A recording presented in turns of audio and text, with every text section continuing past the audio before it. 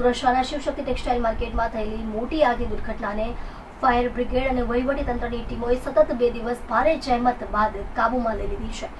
આ દુર્ઘટનામાં અનેક વેપારીઓને આર્થિક નુકસાન થયું હોવાનું જાણવા મળ્યું છે। ગૃહ રાજ્યમંત્રી શ્રી હર્ષ સંઘવીએ આજે ઘટના સ્થળે મુલાકાત લીધી અને વેપારીઓ સાથે સંવાદ સાધી તેમને સાંત્વના પાઠવી હતી। તેમણે આગને કાબૂમાં લેવા માટે દિવસ રાત એક કરનાર ફાયર બ્રિગેડના જવાનોના પ્રશંસને કારણે સરાહના કરી હતી। આ ઉપરાંત મંત્રીશ્રીએ ફાયર બ્રિગેડના જવાનોનું શાલ ઉઠાડી તેમનું સન્માન કર્યું હતું। આગની આ દુર્ઘટનાને કારણોની વિગતવાર તપાસ ચલાવવામાં આવી રહી છે।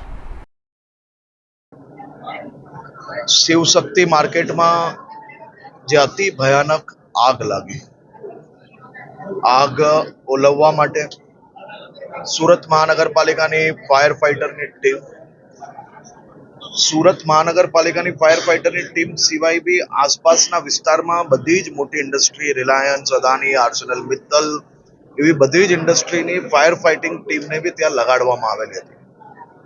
પરંતુ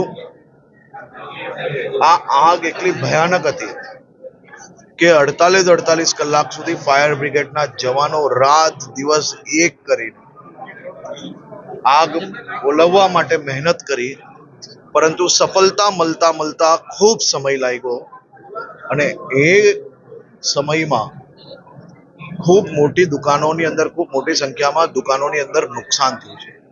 આ બધા જ વેપારીઓ ખૂબ નાના વેપારીઓ છે।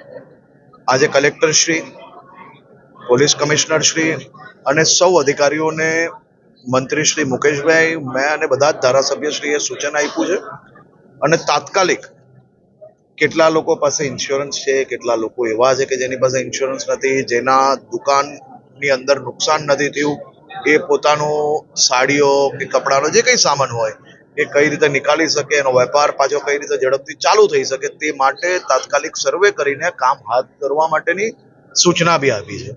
અને સાથે સાથે અમે સૌ મંત્રીઓએ, મુકેશભાઈ પટેલ, પ્રફુલભાઈ અને મેં બધાએ જ સાથે મળીને સરકારની અંદર ચીફ સેક્રેટરી અને બીજા અધિકારીઓ જે વિભાગના છે એમને આ બાબતે તાત્કાલિક શું કરી શકીએ, કઈ રીતે મદદ કરી શકીએ, આપણા ભાઈઓને, આપણા વેપારીઓને કઈ રીતે મદદ કરી શકીએ તે માટે ચિંતા કરવાનું બી સૂચના આપી છે। ને મને વિશ્વાસ છે મુખ્યમંત્રી શ્રી ભૂપેન્દ્રભાઈ પટેલના માર્ગદર્શનમાં તમામ લોકોને જે કંઈ મદદ થઈ શકે તે માટે વહીવટી તંત્ર આગળ વધી રહ્યું છે।